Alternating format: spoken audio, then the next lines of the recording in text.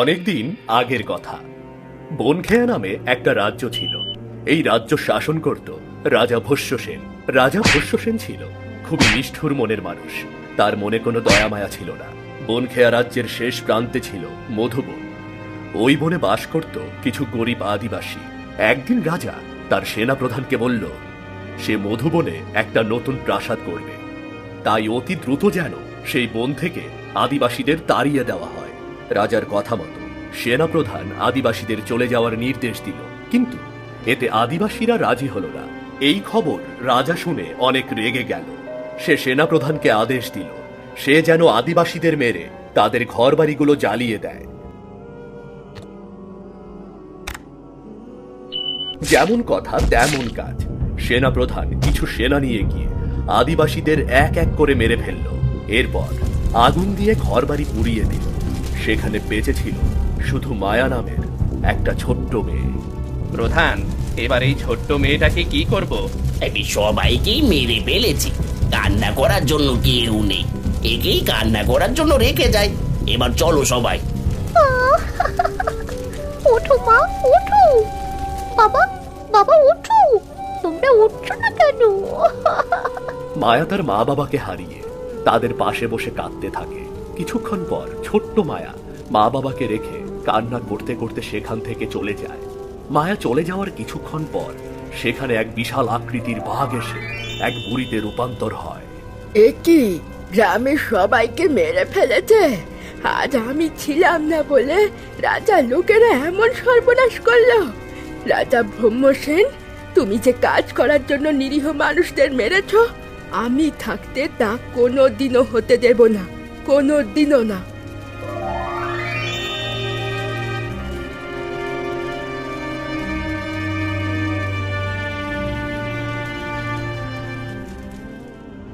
বনের পাশেই ছিল ছোট্ট একটি গ্রাম, কাঞ্চনপুর।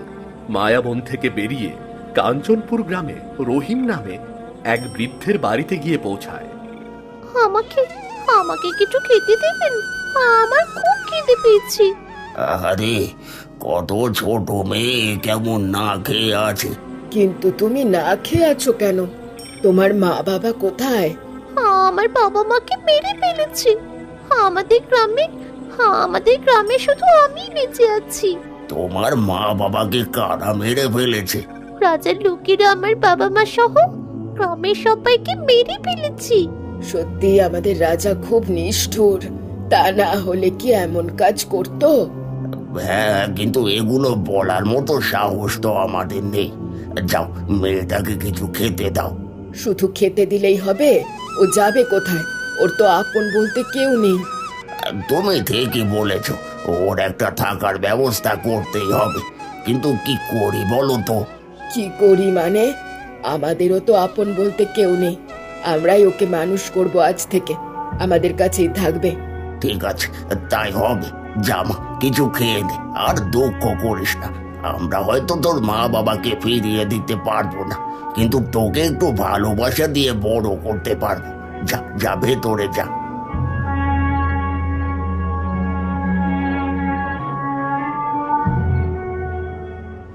গ্রামের বৃদ্ধ রহিম আর তার স্ত্রী মালতী মিলে মায়াকে নিজের সন্তানের মতো করে বড় করতে থাকে। রহিম সময় পেলে মায়াকে তীর চালানো, তলোয়ার চালানো শেখাতে থাকে। এভাবে কেটে যায় আরো 12টি বছর।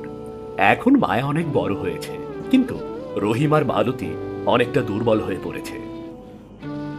বাবা, আমি বনে গেলাম, দেখি কিছু শিকার করতে পারি কিনা। তবে সাবধানে যাস, বনে অনেক হিংস্র প্রাণীরা আছে, তাদের সামনে পড়লে বিপদ হতে পারে। হ্যাঁ হ্যাঁ, তোর বাবা ঠিকই বলেছে। নিজের দিকে খেয়াল রাখিস মা। হ্যাঁ হ্যাঁ, আমাকে নিয়ে তোমাদের এত চিন্তা করতে হবে না, আমি এখন বড় হয়েছি তো। আর ঠিক আছে, যা।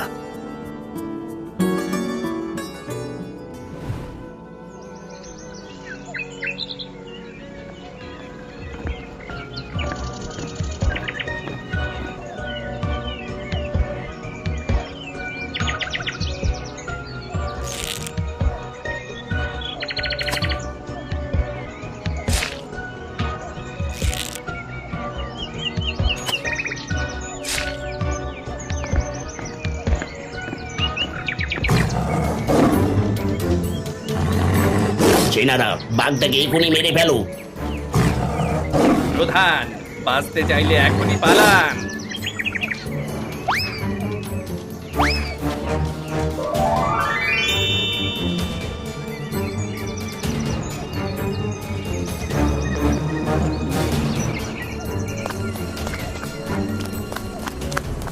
এ কি, রাজার সেনারা জঙ্গলে? আজ এদেরকে জায়গা মতো পেয়েছি। এরা সবাই আজ আমার শিকার হবে। ওরা আমার বাবা মাকে মেরে ফেলেছে। ওদেরকে আমি এই জঙ্গল থেকে আজ বেরোতেই দেব না। মায়া তার প্রতিশোধ নেয়ার জন্য ধীরে ধীরে সেনাদের পিছু নিতে থাকে। এদিকে সন্ধ্যা হয়ে অন্ধকার নেমে আসে। রাতের বেলা সেনারা এসে তাদের তাঁবুতে পৌঁছায়।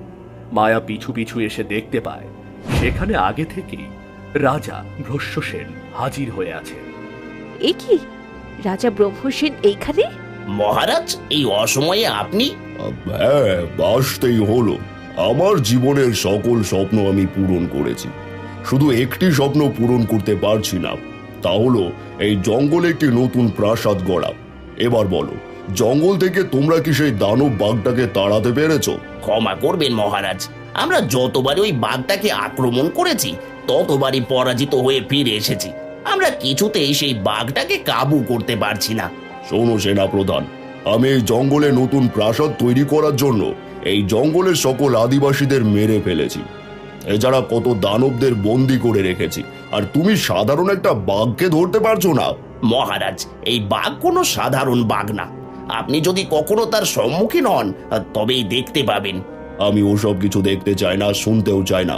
আমি চাই আগামী 1 মাসের মধ্যে যে করেই হোক ওই বাঘটাকে বন্দি করে অথবা মেরে ফেলে আমার প্রাসাদ তৈরির কাজ শুরু করা হোক। যথা আজ্ঞা মহারাজ। রাজা ব্রহ্মসেন, আজ আমার হাত থেকে তোমায় কেউ বাঁচাতে পারবে না।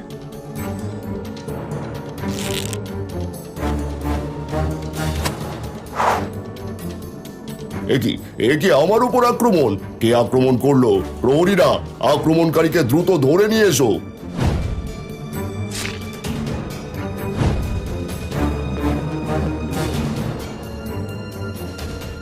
তোর এত বড় সাহস, তুই একা এসে আমার উপর আক্রমণ করেছিস? বল বল, তুই কে? আমি তোর জম। তুই আমার বাবা মাকে মেরে ফেলেছিস। তোর মৃত্যু আমার হাতে। মহারাজ, হুকুম করুন, আমি এখনই ওর ধর থেকে মাথা আলাদা করে ফেলি। না, তার প্রয়োজন নেই। তোর এত সাহস আমার ভালো লেগেছে। ওকে নিয়ে গিয়ে আমার দ্বিতীয় কারাগারে বন্দি করো। যথা আজ্ঞা মহারাজ। এই, তোমরা একে বেঁধে ফেলো।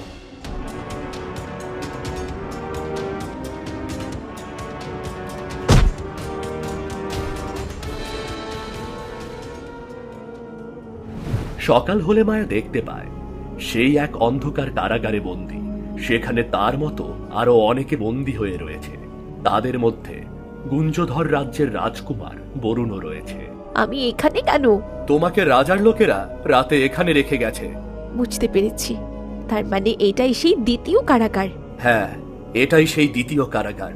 কিন্তু তুমি এই কারাগার সম্বন্ধে কি করে জানলে? এই কারাগারে যারা একবার আসে তারা তো আর ফিরে যেতে পারে না।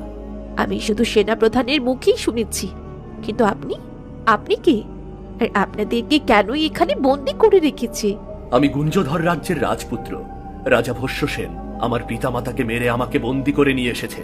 তাছাড়া এখানকার সবার পরিবারের সবাইকে রাজার লোকেরা মেরে ফেলেছে। আপনি এখানে কতদিন হলো বন্দি আছেন? আমি গত 1 মাস ধরে এখানে বন্দি হয়ে আছি। কি, 1 মাস ধরে বন্দি হয়ে আছেন? কিন্তু আপনার রাজ্যের সব সেনারা কোথায়? তারা আপনাকে মুক্ত করতে আসছে না কেন? কারণ এই দ্বিতীয় কারাগারের কথা বাইরের কেউই জানে না। এই কারাগারে যারা একবার আসে তারা আর কখনো জীবিত ফিরে যেতে পারে না। যদি তাই হয় তাহলে এখানে কোনো বৃদ্ধ মানুষ নেই কেন? বৃদ্ধ মানুষ থাকবে কি করে? এখানকার বন্দীদের দিয়ে মরণ খেলা খেলানো হয়। যারা দুর্বল বন্দী তারা খেলার মাঠে মারা যায়। কিন্তু তুমি কে? আর তোমাকে ধরে এনেছে কেন? আমি একজন সাধারণ আদিবাসী মেয়ে। এই রাজা আমার বাবা মা সহ আমাদের গোত্রের সবাইকে মেরে ফেলেছে। জঙ্গলে রাজাকে দেখে আমি নিজেকে সামলাতে পারিনি। রাজার ওপর আক্রমণ করেছিলাম বলে রাজার লোকেরা আমায় বন্দি করে এনেছে। বুঝতে পেরেছি, যারা এই রাজাকে মারার চেষ্টা করে রাজা তাদেরকে এখানে নিয়ে এসে মরণ খেলায় নামিয়ে দেয়। কিন্তু এই মরণ খেলা কি? আর বন্দীদের দিয়ে কাদের সঙ্গেই খেলা খেলানো হয়। কোনো কোনো সময় বন্দীদের নিজেদের মধ্যে যুদ্ধ করতে হয়, যে জিততে পারে সেই জীবিত থাকে। আবার কোনো কোনো সময় বিশাল বিশাল দানবদের সাথে লড়াই হয়।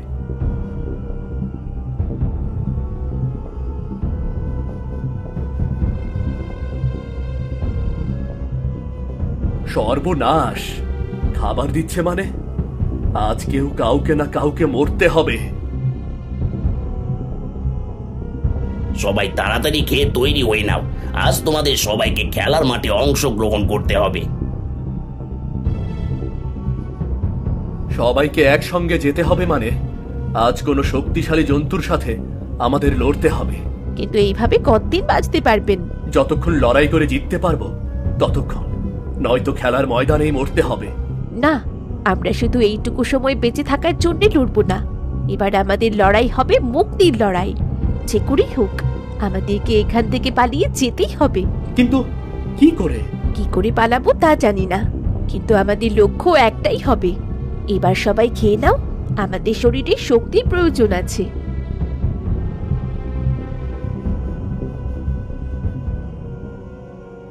কিছুক্ষণ পর বন্দীদের খেলার মাঠে নিয়ে আসা হয়। এরপর আরেকটা দরজা খুলতেই বেরিয়ে আসে বিশাল দেহের এক ভয়ঙ্কর দানব।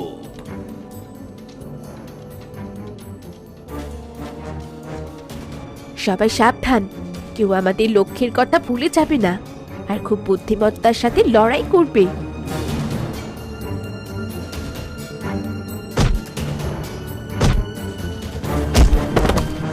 মায়া, এই দানব অনেক শক্তিশালী।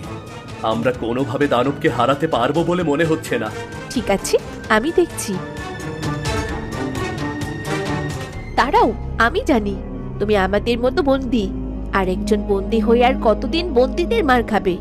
তুমি কি আমাদের মতো মুক্ত হতে চাও না? যদি আমাদের মতো মুক্ত হতে চাও তাহলে আমাদের সাহায্য করো। সেনাপ্রধান, দানব হঠাৎ এমন শান্ত হয়ে গেল কি করে? দানবকে দেখে মনে হচ্ছে সে আমার প্রতি রাগান্বিত হচ্ছে। মহারাজ, চিন্তা করবেন না, নিশ্চয়ই দানব ওদেরকে নতুন কায়দায় মারবে। সেনাপ্রধান, কিছুই সুবিধের মনে হচ্ছে না। সবাইকে মেরে ফেলার হুকুম করো। সৈনিকেরা, সবাইকে মেরে ফেলো। সেনাপ্রধান, সর্বনাশ হয়ে গেছে। তুমি যত তাড়াতাড়ি পারো সবাইকে ধরে আনার ব্যবস্থা করো। যথা আজ্ঞা মহারাজ। রাজকুমার, রাজার সেনারা এখন আমাদের পাগলের মতো খুঁজবে। আপনি অন্য রাস্তা দিয়ে আপনার রাজ্যে চলে যান, সেইখানে গিয়ে আপনার সেনাদের প্রস্তুত করুন। যে করেই হোক এই রাজাকে পরাস্ত করতেই হবে। আমরা অন্য রাস্তা দিয়ে যাচ্ছি, সঠিক সময়ে আমরা সবাই আবার একত্রিত হব। ঠিক আছে, নিজেদের খেয়াল রেখো। আমি খুব দ্রুত আমার সেনাদের প্রস্তুত করছি, তারপর সবাই মিলে ওই রাজাকে পরাস্ত করব আমরা। তোমরা সবাই আমার সাথে এসো। মায়ার রাজকুমারকে এক রাস্তায় দিয়ে সে সব বন্দীদের নিয়ে জঙ্গলের মধ্যে দিয়ে অন্য রাস্তা ধরে যাচ্ছিল। হঠাৎ রাজার সেনারা তাদের সামনে এসে দাঁড়ায়। তখন মায়া সব বন্দীদের সামনে দাঁড়িয়ে সবাইকে পালিয়ে যেতে সাহায্য করে। সেনারা, দেখছো কি? ওকে বন্দি করো।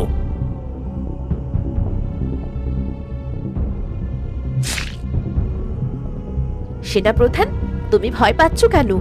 সাহস থাকলে আমার সামনে এসে লড়াই করো। তোর মতো একটা ছোট্ট মেয়েকে আমি ভয় পাবো? দাঁড়া দাঁড়া, আসছি। ওরে বাবা, এই তাড়াতাড়ি পালা সবাই। এ কি হলো? হঠাৎ সবাই এমন পালিয়ে গেল কেন? এই যে মা, তুমি কে? আমি মায়া, এই জঙ্গলের পাশেই আমার বাড়ি। কিন্তু আপনি আপনি কে? আর আমার পাশে এসে কখন দাঁড়ালেন? এই তো জঙ্গল দিয়ে যাচ্ছিলাম, তোকে দেখে রাজা সেনাদের পালিয়ে যেতে দেখে তোর পাশে এসে দাঁড়ালাম। না, সেনারা আমাকে দেখে পালায়নি, নিশ্চয়ই অন্য কোনো কারণ আছে। আমি ওদের মধ্যে ভয় দেখেছি, সেটা অন্য কিছুর ভয়। অযথা নিজেকে ছোট ভাবছিস কেন? এবার বল, রাজার সাথে তোর কিসের শত্রুতা? আমার বাবা মা ছিল এই জঙ্গলের আদিবাসী। এই রাজা আমার বাবা মা সহ আমাদের গোত্রের সবাইকে মেরে ফেলেছে, আর সেই থেকেই রাজা আমার শত্রু। তুই এই জঙ্গলের আদিবাসীদের মেয়ে? আমি তো ভেবেছিলাম ওই আদিবাসীদের মধ্যে আর কেউ বেঁচে নেই। তুই আমার সাথে আয়। কিন্তু আপনার সাথে আমি যাব কেন? বাড়িতে আমার পালিত বাবা মা নিশ্চয়ই আমাকে নিয়ে খুব চিন্তায় আছে। বাড়িতে গিয়ে কোনো লাভ নেই।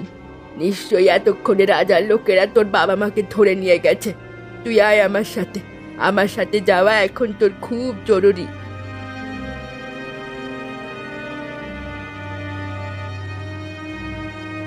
এ কি বুড়িমা, রাজার লোকেরা তো ওই জঙ্গলের ভেতর একটি বাড়িও আস্ত রাখেনি, সবাইকে মেরে তাদের ঘর বাড়ি জ্বালিয়ে দিয়েছে। সেখানে আপনি আপনি আছেন কি করে? আমাকে মারতে পারেনি বলে এই জঙ্গল টিকে আছে এখনো, নয়তো এতদিনে রাজার নতুন প্রাসাদ তৈরি হয়ে যেত। কিন্তু আপনি একজন সাধারণ বৃদ্ধ হয়ে কি করে এই জঙ্গল টিকিয়ে রেখেছেন? আমাকে যে টিকিয়ে রাখতেই হবে। আমি এই জঙ্গলের রক্ষক। একসময় এই জঙ্গলের আদিবাসীরা আমাকে ভালোবাসে থাকতে দিয়েছে। যেদিন রাজার নিষ্ঠুর সেনারা আদিবাসীদের মেরেছিল, আমি সেদিন এখানে ছিলাম না। আর যখন এসে দেখলাম সবাইকে মেরে ফেলেছে, তখনই আমি প্রতিজ্ঞা করি আজ থেকে আমি রক্ষা করব। কিন্তু আপনি একজন বয়স্ক হয়ে কি করে রাজার সেনাদের আটকাচ্ছেন? আমি যে কিছুই বুঝতে পারছি না। সেসব পরে জানতে পারবি। এখানে দাঁড়া, আমি একটু আসছি।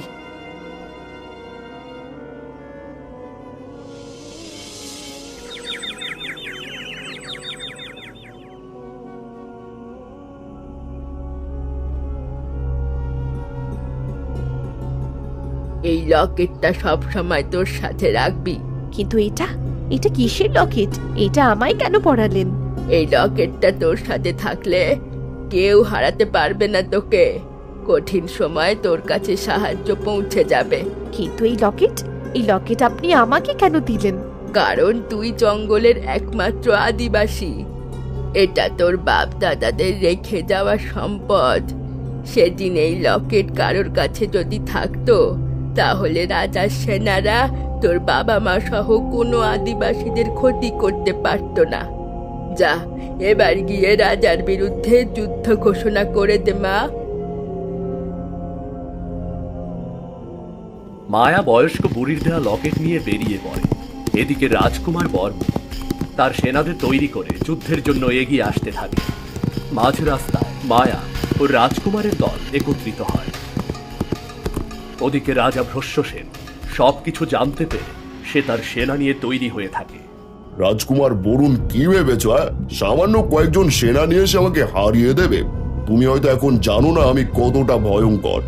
রাজা ব্রহ্মসেন, তুমি যতই ভয়ঙ্কর হও না কেন, এবার তোমাকে তোমার বাপের শাস্তি পেতেই হবে। আজ আমার হাত থেকে তোমাকে কেউ বাঁচাতে পারবে না। তোর এত বড় সাহস! তুই একজন সাধারণ মেয়ে হয়ে আমার বন্দীদের মুক্ত করেছিস, আবার আমাকে মারতে এখানে চলে এসেছিস। হ্যাঁ, তোমাকে যে আমার হাতে মরতেই হবে। তুমি আমার বাবা মাকে যেভাবে মেরেছো, আজ সেভাবেই আমি তার প্রতিশোধ নেব।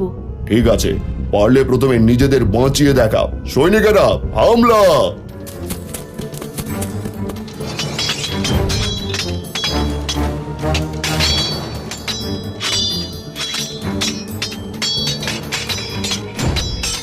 এভাবে দুই দলের মধ্যে অনেক সময় যুদ্ধ হতে থাকে। কিন্তু মায়া আর রাজকুমার বরুণ সহ তার সেনারা কিছুতেই রাজার সেনাদের সাথে পেরে উঠছিল না। তখন হঠাৎ সেই বিশাল আকৃতির বাঘ এসে পড়ে। এরপর বাঘ এক এক করে রাজার সেনাদের মারতে থাকে। সেনাপ্রধান, এই সেই বাঘ, যে করে হোক বাঘটাকে মারতে হবে। ওই বাঘই তো আমাদের সেনাদেরকে এক এক করে মেরে ফেলেছে। তার চেয়ে ভালো বাঘের হাত থেকে বাঁচতে চাইলে চলুন এখনই সবাই পালিয়ে যায়। ওরে বাবা, সত্যই তো বাঘটা অনেক ভয়ঙ্কর। পালাও পালাও, সবাই পালাও!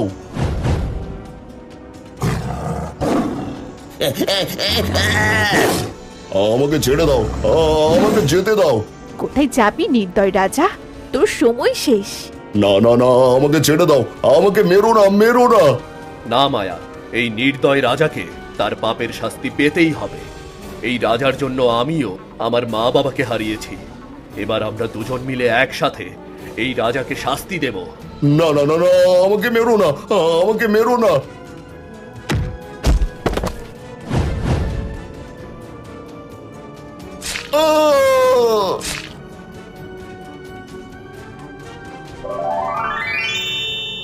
এ কি বুড়িমা, তার মানে আপনি কোনো মানুষ নন? না, আমি কোনো মানুষ নই। আমি এই বনের রক্ষক। আবার যদি ওই বনে কোনো বিপদ আসে, আমি ফিরে আসব। আর তোর গলায় যে লকেট আছে সেটা আমার আশীর্বাদ। তোর কাছে ওই লকেট থাকলে আমি তোর সব বিপদ আপদ দেখতে পাবো। এবার তাহলে আমি চললাম। মায়া, তোমার যদি কোনো আপত্তি না থাকে তাহলে আমি তোমাকে আমার রানী করতে চাই। এতে আবার আপত্তি থাকবে কেন? এটা তো বড়ই খুশির খবর। হ্যাঁ, আমার কোনো আপত্তি নেই। তাহলে আর দেরি কিসের? এখনই সবাই আমার সাথে চলো।